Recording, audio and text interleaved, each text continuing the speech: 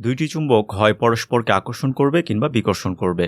চুম্বকের এমন আচরণ প্রতিনিয়ত দেখার ফলে বিষয়টিকে খুবই সাধারণ মনে হয়, কিন্তু একটু গভীরভাবে চিন্তা করলে অনেক প্রশ্ন তৈরি হবে। চুম্বকে তো মানুষের মতো চেতনা নেই, তাহলে চুম্বক কিভাবে বুঝতে পারে কখন আকর্ষণ করতে হবে কিংবা কখন বিকর্ষণ করতে হবে? এর বাইরে এক টুকরো জড় পদার্থের মধ্যে কিভাবে আকর্ষণ বিকর্ষণের মতো সম্পূর্ণ বিপরীত দুইটি বৈশিষ্ট্য একসাথে বিদ্যমান থাকতে পারে? চুম্বক এমন একটি বস্তু যা ছাড়া বর্তমান প্রযুক্তি অসম্ভব। আপনার জানা অজানা যত প্রযুক্তি পৃথিবীতে বিদ্যমান, এর সবকিছুর জন্যই চুম্বক প্রয়োজন। এমনকি পৃথিবীতে প্রাণের বিকাশই ঘটত না যদি না সম্পূর্ণ পৃথিবী একটি চুম্বক না হতো। সাধারণ চোখে চুম্বক জাস্ট লোহা স্টিলের মতো কিছু ধাতুকে আকর্ষণ করে, কিন্তু গভীরভাবে খেয়াল করলে বোঝা যায় পানির উপরেও চুম্বকের প্রভাব রয়েছে। চুম্বক সম্পৃক্ত এমন বিভিন্ন বিষয় নিয়ে আজকের ভিডিও।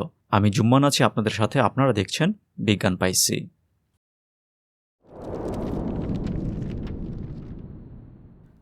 মানুষ প্রথম চুম্বক আবিষ্কার করে খ্রিস্টপূর্ব প্রায় 600 সালের দিকে। সেই সময় অনেকে লক্ষ্য করেন লোডস্টোন নামের এক ধরনের পাথর লোহাকে আকর্ষণ করে। এই লোডস্টোন বেশি পাওয়া যেত গ্রিসের ম্যাগনেসিয়া অঞ্চলে, যা থেকে ম্যাগনেট শব্দের উৎপত্তি। ম্যাগনেট আবিষ্কারের পর অনেকে ধারণা করেন এতে হিলিং পাওয়ার থাকতে পারে, ফলে চিকিৎসাতে লোডস্টোন ব্যবহার শুরু হয়।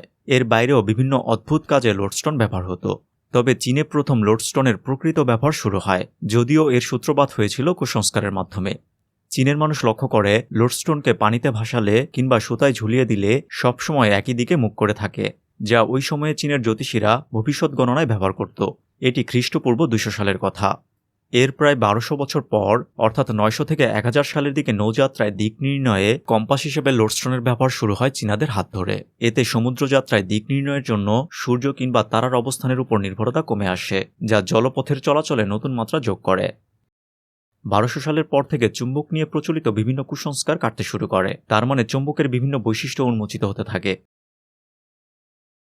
এক্ষেত্রে অবশ্য প্যারেগ্রিনাস এবং গিলবার্ট এই দুইজন ব্যক্তি গুরুত্বপূর্ণ ভূমিকা রাখেন। 1269 সালে প্যারেগ্রিনাস তার এপিস্টোলা দে ম্যাগনেতে বইটি প্রকাশ করেন, যা ইতিহাসের প্রথম পূর্ণাঙ্গ বৈজ্ঞানিক বই যেটা শুধুমাত্র চুম্বক নিয়ে লেখা। বইটিতে প্যারেগ্রিনাস চুম্বকের অনেক মৌলিক বিষয় নিয়ে আলোচনা করেন, যেমন চুম্বকের মেরুর ধারণা, অর্থাৎ চুম্বকের উত্তর এবং দক্ষিণ মেরু। সমমেরু পরস্পরকে বিকর্ষণ করবে এবং বিপরীত মেরু পরস্পরকে আকর্ষণ করবে।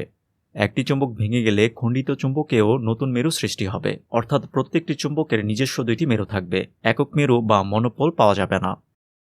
চুম্বকের চারপাশে চৌম্বকীয় প্রভাব অঞ্চল বা ম্যাগনেটিক ফিল্ডের ধারণাও বইতে দেওয়া হয়, যদিও সেখানে ম্যাগনেটিক ফিল্ড শব্দটি ব্যবহার করা হয়নি। প্যারেগ্রিনাসের মাধ্যমে চুম্বকের অনেক বিষয় সামনে আসার পরেও 1500 সাল পর্যন্ত মনে করা হতো পৃথিবীর দুই মেরুতে লোডস্টোনের বিশাল বিশাল পাহাড় রয়েছে, যার ফলে যে কোনো চুম্বক সবসময় উত্তর দক্ষিণ মেরু বরাবর মুখ করে থাকে। এরপর সামনে আসেন উইলিয়াম গিলবার্ট। তিনি চুম্বক নিয়ে বৈজ্ঞানিক পরীক্ষার মাধ্যমে অনেক মৌলিক ধারণা প্রতিষ্ঠিত করেন, এই জন্য তাকে আধুনিক চুম্বকবিদ্যার জনক বলা হয়। তিনি একটি ম্যাগনেটিক নিডেলকে পানিতে রাখার পর সেটি স্বাভাবিকভাবে উত্তর দক্ষিণ বরাবর মুখ করেছিল, কিন্তু এর সাথে তিনি নতুন একটি বিষয় লক্ষ্য করেন, এবং তা হচ্ছে নিডেল যে কোনো একদিকে ভূপৃষ্ঠের দিকে ঝুঁকে থাকে। পরবর্তীতে এই বিষয়টি বিশ্লেষণ করে তিনি সিদ্ধান্তে আসেন সম্পূর্ণ পৃথিবী একটি বিশাল চুম্বক, এবং এই জন্যই নিডেল পৃথিবীর দিকে ঝুঁকে থাকে। বর্তমান সময়ে এই বিষয়টি ডিপ নিডেলের মাধ্যমে সহজেই পরিমাপ করা যায়। 1600 সালে গিলবার্ট তার প্রকাশিত দি ম্যাগনেতে বইতে পৃথিবী যে একটি বিশাল চুম্বক তা উল্লেখ করেন, সেই সাথে চুম্বকের আরও অনেক বিষয় বৈজ্ঞানিক পরীক্ষার মাধ্যমে উপস্থাপন করেন। গিলবার্টের পরবর্তী সময়ে চুম্বকের সাথে ইলেকট্রিসিটির সম্পর্ক বিষয়টি সামনে আসতে শুরু করে। যেমন 1820 সালে ক্রিস্টিয়ান অরস্টেড আবিষ্কার করেন তারের মধ্য দিয়ে বিদ্যুৎ প্রবাহিত হবার সময় তারের পাশে থাকা কম্পাসের কাঁটা বেঁকে যায়, যার মাধ্যমে বোঝা যায় বিদ্যুৎ থেকে চুম্বকত্ব সৃষ্টি হয়, অর্থাৎ তারের মধ্য দিয়ে বিদ্যুৎ প্রবাহিত হলে সেটি চুম্বকের মতো আচরণ করে। এরপর আন্দ্রে মারি অ্যাম্পিয়ার 1820 থেকে 1825 এই সময়ের মধ্যে তারের মধ্য দিয়ে তড়িৎ প্রবাহের ফলে কতটা চুম্বকত্ব তৈরি হয় তার গাণিতিক ব্যাখ্যা অ্যাম্পিয়ার্স ল-এর মাধ্যমে উপস্থাপন করেন। 1831 সালে মাইকেল ফ্যারাডে চুম্বক থেকে বিদ্যুৎ উৎপাদন আবিষ্কার করেন এবং ম্যাগনেটিক ফিল্ড লাইনের ধারণা দেন, যা ছিল জেনারেটর এবং ট্রান্সফরমারের মূল ভিত্তি। 1864 সালে জেমস ক্লার্ক ম্যাক্সওয়েল দেখান আলো হচ্ছে ইলেকট্রোম্যাগনেটিক ওয়েভ, অর্থাৎ ইলেকট্রিসিটি এবং ম্যাগনেটিজমকে একীভূত করে ইলেকট্রোম্যাগনেটিজম প্রতিষ্ঠা করেন এবং এর সাথে আলোর সম্পৃক্ততা বর্ণনা করেন, যা আধুনিক পদার্থবিজ্ঞানের গুরুত্বপূর্ণ একটি বিষয়। 1887 সালে হেনরিচ হার্জ ম্যাক্সওয়েলের তত্ত্ব পরীক্ষার মাধ্যমে প্রমাণ করেন, যার মাধ্যমে তৈরি হয় রেডিও। 1895 সালে পিয়ের কুরি তাপমাত্রার সাথে চুম্বকত্বের সম্পর্ক ব্যাখ্যা করেন। এইভাবে সময়ের সাথে সাথে চুম্বকের বিভিন্ন নতুন নতুন বিষয় আবিষ্কার করতে করতে আমরা বর্তমান প্রযুক্তির যুগে এসেছি। এই সবগুলো বিষয় অবশ্য আমার বিদ্যুৎ সম্পৃক্ত এই ভিডিওতে বিস্তারিত জানতে পারবেন। এখন প্রশ্ন হচ্ছে, চুম্বক আসলে কাজ করে কিভাবে? অর্থাৎ চুম্বকের ভেতর এমন কী বিষয় রয়েছে যা চুম্বকের মধ্যে আকর্ষণ বিকর্ষণ করার মতো ক্ষমতা তৈরি করে? এই প্রশ্নের উত্তর খোঁজার আগে চমৎকার একটি বিষয় সম্পর্কে বলে নেই। এগুলো হচ্ছে বিজ্ঞান বাক্স, যার মাধ্যমে বিজ্ঞানের বিভিন্ন মজার এক্সপেরিমেন্ট করা যাবে। যেমন চুম্বকের চমক, এই বাক্সে থাকা যন্ত্রপাতির মাধ্যমে 26টি এক্সপেরিমেন্ট করা সম্ভব। এর মধ্যে রয়েছে ম্যাগনেটিক সুইচ এক্সপেরিমেন্ট, বিদ্যুতের মাধ্যমে সাধারণ ধাতুকে চুম্বকে পরিণত করা ইত্যাদি। আবার আলোর ঝলক, এই বাক্সে থাকা যন্ত্রপাতির মাধ্যমেও বেশ কিছু এক্সপেরিমেন্ট করা সম্ভব। এছাড়াও এই বাক্সে কিছু ইন্টারেস্টিং জিনিস রয়েছে, যেমন 3D চশমা, গ্রেটিং চশমা, পেরিস্কোপ, ক্যালাইডোস্কোপ ইত্যাদি। এগুলোর বাইরেও বিজ্ঞান বাক্সের রয়েছে তড়িৎ তাণ্ডব বাক্স, রসায়ন রহস্য বাক্স সহ মোট বিভিন্ন ধরনের 12টি বাক্স। এই বিজ্ঞান বাক্স হতে পারে আপনার সন্তানের জন্য চমৎকার একটি উপহার, যা তাকে বিজ্ঞানের প্রতি আগ্রহী করবে। তাদের মনে তৈরি হওয়া বিভিন্ন কৌতূহলের উত্তর তারা নিজেরাই খুঁজে নিতে পারবে বিজ্ঞান বাক্সের মাধ্যমে। বিজ্ঞান বাক্স পাবার লিঙ্ক ভিডিও ডেসক্রিপশনে দেওয়া থাকবে। এবার চুম্বক কিভাবে আকর্ষণ বিকর্ষণ ক্ষমতা অর্জন করে, এই প্রশ্নের উত্তর খোঁজা যাক। 1922 সালের স্টেন গ্যারালাক এক্সপেরিমেন্টের মাধ্যমে জানা যায় যে কোনো ইন্ডিভিজুয়াল ইলেকট্রন কিংবা প্রোটন মূলত একটি টাইনি ম্যাগনেট। এখন কথা হচ্ছে, কেন ইলেকট্রন কিংবা প্রোটন এক একটি টাইনি ম্যাগনেট? এর উত্তর হচ্ছে আমরা জানি না। প্রশ্নটি অনেকটা এমন যে, কেন পার্টিকেলের মধ্যে চার্জ কিংবা ভর বিরাজ করে, কেন দুই বস্তুর মধ্যে গ্র্যাভিটি ফোর্স ক্রিয়া করে। যে সকল প্রশ্নের স্পষ্ট কোনো ব্যাখ্যা নেই, তবে বিষয়গুলো এক্সিস্ট করে, অর্থাৎ ফ্যাক্ট। ঠিক একইভাবে ইলেকট্রন এবং প্রোটন এক একটি টাইনি ম্যাগনেট, এটি একটি ফ্যাক্ট। প্রোটনের চৌম্বক শক্তি ইলেকট্রনের তুলনায় প্রায় 700 গুণ দুর্বল, অর্থাৎ একটি পরমাণুর চৌম্বক শক্তি মূলত ইলেকট্রনের উপর নির্ভর করে। তার মানে কোনো একটি বস্তুর মধ্যে চৌম্বকীয় বৈশিষ্ট্য থাকবে কিনা তা ইলেকট্রনের উপর নির্ভর করবে। এখন কথা হচ্ছে, সকল বস্তুতেই তো ইলেকট্রন রয়েছে, তার মানে সকল বস্তুতেই চৌম্বকীয় বৈশিষ্ট্য থাকা উচিত, কিন্তু বাস্তবে তা দেখা যায় না। এই ক্ষেত্রে পরমাণুতে বিদ্যমান শক্তি স্তর বা এনার্জি লেভেলের বিষয়টি আলোচনায় আনতে হবে। শক্তি স্তরের বিষয়গুলো বিস্তারিত বলতে গেলে অনেক সময়ের ব্যাপার, যার ফলে শুধুমাত্র উপশক্তি স্তর নিয়ে বলছি। আমরা জানি উপশক্তি স্তরগুলো হচ্ছে S, P, D, F, যার মধ্যে S অরবিটালের ইলেকট্রন ধারণ ক্ষমতা 2টি, P অরবিটালের 6টি, D অরবিটালের 10টি এবং F অরবিটালের 14টি। এখন যে কোনো একটি মৌল বিবেচনা করা যাক, যেমন সোডিয়াম। সোডিয়ামের ইলেকট্রন সংখ্যা 11 এবং এর ইলেকট্রন বিন্যাস এমন। তার মানে প্রথম ইলেকট্রনটি 1s অরবিটালে থাকবে এবং ইলেকট্রনের স্পিন ধরে নেই আপ। দ্বিতীয় ইলেকট্রনটিও s অরবিটালে প্রবেশ করবে, তবে এই ক্ষেত্রে স্পিন হবে ডাউন। এখানে দুইটি ইলেকট্রনের স্পিন বিপরীত হবার কারণ হচ্ছে পাউলি এক্সক্লুশন প্রিন্সিপাল, যা আমাদেরকে বলে দুইটি আইডেন্টিক্যাল ইলেকট্রন সম্ভব নয়। এর বিস্তারিত আপাতত বলছি না। তৃতীয় ইলেকট্রন প্রবেশ করবে 2s অরবিটালে এবং স্পিন ধরে নেই আপ। চতুর্থ ইলেকট্রন প্রবেশ করবে 2s অরবিটালে এবং স্পিন স্বাভাবিকভাবেই হবে ডাউন। পঞ্চম ইলেকট্রন প্রবেশ করবে 2px অরবিটালে এবং স্পিন আপ। ষষ্ঠ ইলেকট্রন প্রবেশ করবে 2py অরবিটালে এবং স্পিন হবে আপ। সপ্তম ইলেকট্রন প্রবেশ করবে 2pz অরবিটালে এবং স্পিন হবে আপ। অষ্টম ইলেকট্রন প্রবেশ করবে 2px অরবিটালে, তবে এই ক্ষেত্রে স্পিন হবে ডাউন, কারণ একই সাথে দুইটি আপ স্পিন থাকতে পারবে না। সেমভাবে নবম ইলেকট্রন প্রবেশ করবে 2py অরবিটালে এবং স্পিন হবে ডাউন। দশম ইলেকট্রন প্রবেশ করবে 2pz অরবিটালে এবং স্পিন হবে ডাউন। এভাবে p অরবিটাল পূর্ণ হবে। এরপর সর্বশেষ ইলেকট্রন প্রবেশ করবে 3s অরবিটালে এবং স্পিন হবে আপ। এখন এখানে যে আপ এবং ডাউন স্পিন উল্লেখ করলাম, সহজভাবে বোঝার জন্য এগুলোকে চুম্বকের উত্তর এবং দক্ষিণ মেরু বিবেচনা করতে পারেন। তাহলে খেয়াল করুন, 11টি ইলেকট্রনের মধ্যে প্রথম 10টি ইলেকট্রন আপ এবং ডাউন স্পিন কম্বিনেশনে রয়েছে। এখন আপ এবং ডাউন যেহেতু পরস্পর বিপরীত মেরু, ফলে একটি আরেকটির চুম্বকত্বকে ক্যান্সেল করে দেবে, অর্থাৎ এই 10টি ইলেকট্রনের চুম্বকীয় ক্ষমতা আপ এবং ডাউন স্পিন অর্থাৎ বিপরীত চুম্বকীয় মেরুর ফলে ক্যান্সেল হয়ে যাচ্ছে। তার মানে শুধুমাত্র বিজোড় ইলেকট্রন অর্থাৎ 11তম ইলেকট্রনটি সোডিয়ামের চুম্বকীয় ক্ষমতার উৎস হবে। এখন শুধুমাত্র একটি বিজোড় ইলেকট্রনের মাধ্যমে যেহেতু সোডিয়ামের চুম্বকত্ব নির্ধারিত হচ্ছে, সেজন্য সোডিয়াম ভালো চুম্বক নয়। এখন আমরা জানি পৃথিবীর সকল বস্তুতেই ইলেকট্রন রয়েছে, কিন্তু শুধু ইলেকট্রন থাকলেই যে সেটি চুম্বকীয় বৈশিষ্ট্য প্রদর্শন করবে তা কিন্তু নয়। কোনো একটি বস্তুর চুম্বকীয় বৈশিষ্ট্য মূলত নির্ভর করবে বস্তুটিতে কতটি বিজোড় ইলেকট্রন রয়েছে তার উপর। তার মানে যে সকল পরমাণুর শক্তিস্তর পূর্ণ কিংবা বিজোড় ইলেকট্রন শূন্যের কাছাকাছি, সেগুলো ভালো চুম্বক নয়।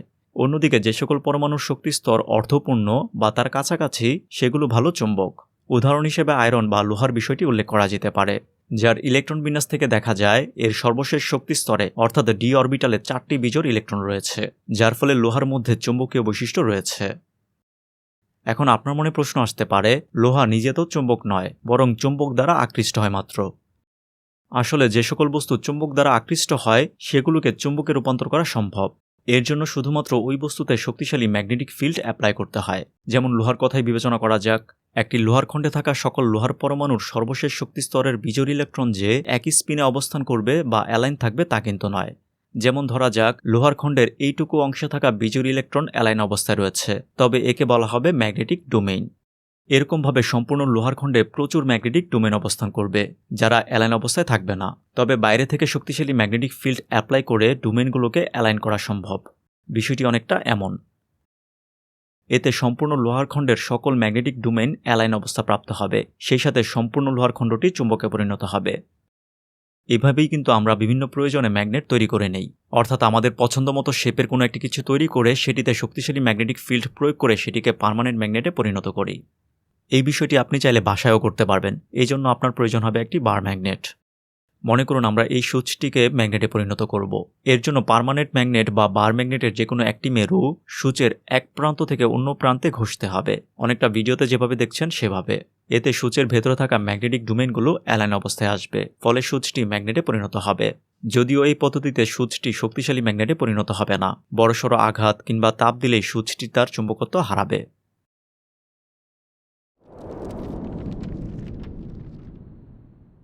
চৌম্বকের প্রভাবে পদার্থ কেমন প্রতিক্রিয়া দেখায় তার উপর ভিত্তি করে পদার্থকে মূলত 4 ভাগে ভাগ করা যায়: ফেরোম্যাগনেটিক, প্যারাম্যাগনেটিক, ডায়াম্যাগনেটিক এবং অ্যান্টিফেরোম্যাগনেটিক। যে সকল পদার্থ চৌম্বক ক্ষেত্রের প্রভাবে শক্তিশালী চৌম্বকের মতো আচরণ করে তাদেরকে বলা হয় ফেরোম্যাগনেটিক পদার্থ। এই পদার্থগুলো এতটাই ভালো চৌম্বকে পরিণত হয় যে উৎস চৌম্বক সরিয়ে নিলেও কিছুটা সময় চৌম্বকত্ব ধরে রাখতে পারে। উদাহরণ হিসেবে বলা যায় লোহা, নিকেল, কোবাল্ট ইত্যাদি। পার্মানেন্ট ম্যাগনেট তৈরিতে এই ফেরোম্যাগনেটিক পদার্থই ব্যবহার করা হয় এবং প্রযুক্তির প্রয়োজনে তৈরি করা সকল ম্যাগনেটই মূলত এই ফেরোম্যাগনেটিক পদার্থের সংমিশ্রণে তৈরি করা হয়। যেমন সবচেয়ে শক্তিশালী ম্যাগনেট হচ্ছে নিউডিমিয়াম ম্যাগনেট, যা আয়রন বা লোহার একটি অ্যালয়।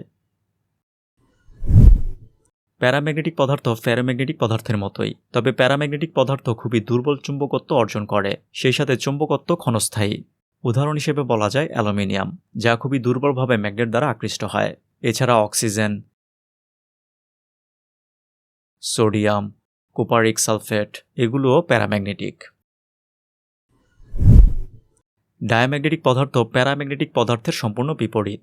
প্যারাম্যাগনেট যেখানে চুম্বক দ্বারা দুর্বলভাবে আকৃষ্ট হয়, সেখানে ডায়াম্যাগনেট চুম্বক দ্বারা দুর্বলভাবে বিকর্ষিত হয়। অর্থাৎ ডায়াম্যাগনেটের পাশে চুম্বকের যে কোনো মেরুই রাখা হোক না কেন, ডায়াম্যাগনেট বিকর্ষণ করবে। উদাহরণ হিসেবে বলা যায় গ্রাফাইট, যা ম্যাগনেট দ্বারা বিকর্ষিত হয় বলে গ্রাফাইটকে ম্যাগনেটের উপরে রাখলে সেটি ভেসে থাকে।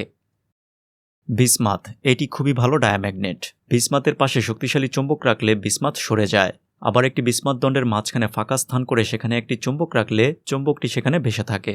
এছাড়া গ্লাস, পানি এগুলোও ডায়াম্যাগনেট।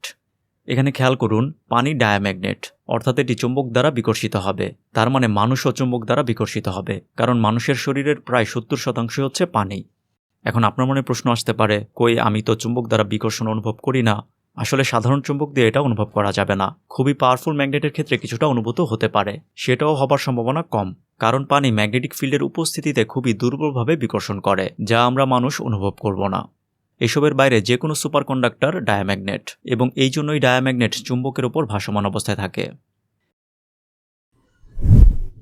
যে সকল পদার্থ চুম্বকের উপস্থিতিতে কোনো প্রকার চুম্বকত্ব প্রদর্শন করে না তাদেরকে বলা হয় অ্যান্টিফেরোম্যাগনেটিক পদার্থ, অর্থাৎ এদের চুম্বকত্ব শূন্য। উদাহরণ হিসেবে বলা যায় ম্যাঙ্গানিজ, ক্রোমিয়াম এবং এই দুই উপাদানের অ্যালয়, যেমন ম্যাঙ্গানিজ অক্সাইড, ক্রোমিয়াম অক্সাইড ইত্যাদি। এই পিরিয়ডিক টেবিল থেকে কোন পদার্থ চুম্বকত্বের ক্ষেত্রে কেমন তা বুঝতে পারবেন। যেমন অক্সিজেন, এটি সাধারণভাবে প্যারাম্যাগনেট, তবে বিভিন্ন কন্ডিশনে অর্থাৎ অন্যের সাথে যুক্ত অবস্থায় অ্যান্টিফেরোম্যাগনেটও হতে পারে, যেমন নিকেল অক্সাইড, ম্যাঙ্গানিজ অক্সাইড। এর বাইরে বেশ কিছু শর্তে অক্সিজেন সুপার কন্ডাক্টর হিসেবেও আচরণ করতে পারে। এই যে 4 ধরনের ম্যাগনেটিক পদার্থের বিষয়ে উল্লেখ করলাম, এদের সকলের আচরণই কিন্তু এদের ইলেকট্রন বিন্যাস এবং স্পিনের উপর নির্ভর করে, যা সরলভাবে ব্যাখ্যা করা কঠিন। এরপরেও যদি বলতে চাই, তাহলে যে সকল পদার্থের সর্বশেষ শক্তি স্তরে বিজোড় ইলেকট্রন থাকে না সেগুলো ডায়াম্যাগনেট, এবং যেগুলোতে মিনিমাম একটি বিজোড় ইলেকট্রন থাকে সেগুলো প্যারাম্যাগনেট। অন্যদিকে বিজোড় ইলেকট্রন সংখ্যা বাড়ার সাথে সাথে সেটি ফেরোম্যাগনেটে রূপান্তর হয়। কিন্তু অ্যান্টিফেরোম্যাগনেটে সবচেয়ে বেশি পরিমাণ বিজোড় ইলেকট্রন থাকার পরেও সেগুলো একদমই চৌম্বকত্ব দেখায় না। এক্ষেত্রে আবার ক্রিস্টালের গঠন একটি গুরুত্বপূর্ণ ভূমিকা রাখে। প্রকৃতিতে থাকা 4টি মৌলিক বলের মধ্যে চৌম্বক বল বা তড়িৎ চৌম্বকীয় বল শক্তির দিক থেকে দ্বিতীয় অবস্থানে রয়েছে। মাধ্যাকর্ষণ বলের তুলনায় চৌম্বক বল খুবই শক্তিশালী এবং তা প্রায় 10⁻38 গুণ। এই সংখ্যাটি যে কতটা বিশাল তা কল্পনা করাও কঠিন, তবে একটি উপমার বিষয় সামনে আনলে কিছুটা অনুমান করতে পারবেন। এই লোহার খণ্ডটিকে সম্পূর্ণ পৃথিবী তার মাধ্যাকর্ষণ বল দ্বারা পৃথিবীতে আটকে রেখেছে। এখন এই সম্পূর্ণ পৃথিবীর মাধ্যাকর্ষণ বলকে ওভারকাম করতে এই ছোট চৌম্বকটিই যথেষ্ট। এখানে দেখতে পাচ্ছেন সম্পূর্ণ পৃথিবীর মাধ্যাকর্ষণ বল দ্বারা আটকে থাকা লোহার খণ্ডটিকে ছোট একটি চৌম্বক তার চৌম্বক বলের মাধ্যমে গ্র্যাভিটির বিপরীত দিকে নিয়ে যাচ্ছে। তাহলে আন্দাজ করতেই পারছেন চৌম্বক শক্তি আসলে কতটা শক্তিশালী। চৌম্বক আবিষ্কারের পর একে নিয়ন্ত্রণের মাধ্যমেই বর্তমান প্রযুক্তি সম্ভব হয়েছে। চৌম্বক ছাড়া এই সকল প্রযুক্তির কোনো কিছুই সম্ভব হতো না। সবচেয়ে বড় বিষয় হচ্ছে বিদ্যুৎই আবিষ্কার হতো না। এখন বিদ্যুৎ ছাড়া পৃথিবী কল্পনা করে দেখুন।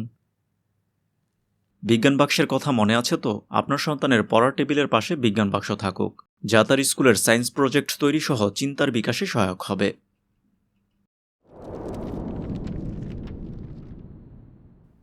আমাদের সৌরমণ্ডলের বাইরের কোনো বস্তু যদি আমাদের সৌরমণ্ডলে প্রবেশ করে এবং তা পৃথিবীর মোটামুটি কাছে চলে আসে, তবে সেটাকে মানুষ কিভাবে দেখবে? এই ক্ষেত্রে স্বাভাবিকভাবে এলিয়েন তথ্যসহ বহু কথা রটে যাবে এবং বাস্তবেও এমনটা দেখা গিয়েছে। মানুষ এখন পর্যন্ত কতগুলো ইন্টারস্টেলার অবজেক্ট ডিটেক্ট করেছে এবং সেগুলো যে আমাদের সৌরমণ্ডলের বাইরের বস্তু সেটাই বা মানুষ কিভাবে নিশ্চিত হলো? এবং এই সকল বস্তু নিয়ে বিভিন্ন রটনা সম্পর্কে জানতে এই ভিডিওটি দেখতে পারেন। ভিডিও ভালো লাগলে বিজ্ঞান পাইসি পরিবারে যুক্ত হয়ে সাথে থাকতে পারেন।